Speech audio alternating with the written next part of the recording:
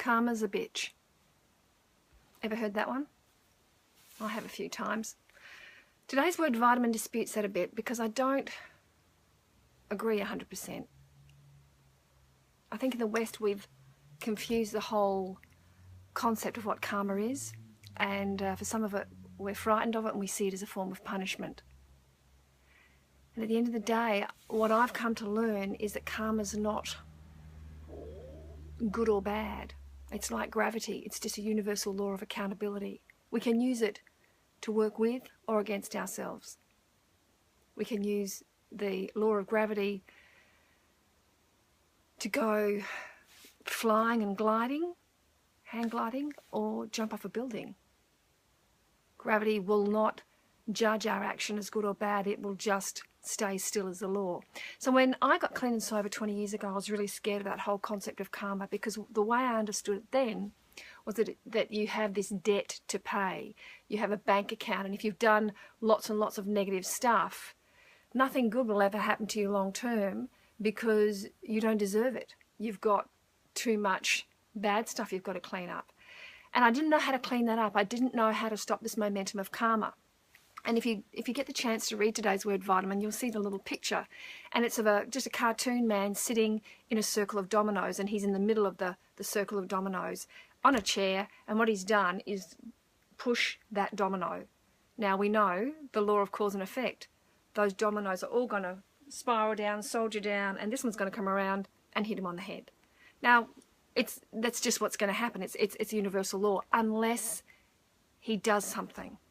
If he sits there and does nothing, it's going to hit him on the head. But if he gets up and takes accountability and responsibility and does something about that, he can change the outcome. Now, what I've come to understand is that with a bit of help and taking ownership, we can do a U-turn. We can stop that negative karma coming back on us by taking accountability, responsibility, and ownership of our denial, our fear, our anger, our resentment, our jealousy. And in Western world, we can do it a multitude of ways. Some people will do it through prayer and meditation. Other people will do it through a therapist, with a healer, with just a wise elder. If you've got a great grandparent or someone that will sit in that space where you're privileged. Some people, in a 12-step model might use a sponsor, a priest. At the end of the day, a spiritual person or a wise elder will hold that space for you when you're owning your negativity. They won't shame or blame you. They won't disrespect you. They might disagree with you, but they will certainly hold you accountable and give you tools to move forward. Now, in that moment where we actually face our fear, that's an act of courage. Courage is all about facing your fear. And as we face our fear and take full adult ownership of that, grace enters our life. That is an act of grace, where our love to be a better person, our desire to be a better person overtakes our ego. When love replaces fear, that's an act of grace, and that's a miracle.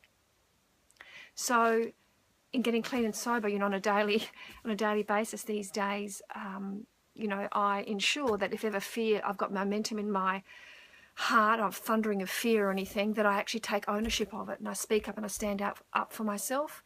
I'm not submissive or aggressive. I'll be assertive, and I've learned to do that through taking ownership, through lots of therapy. Now, have a think about today your karma. If you're concerned that more than 50% of your actions are negatively driven through fear, it might be time to do a karma stock take. So, food for thought. Lovely to see you again today. Confucius has got a lovely little reminder, and he says, before you go on a journey of revenge, ensure you dig 2 graves.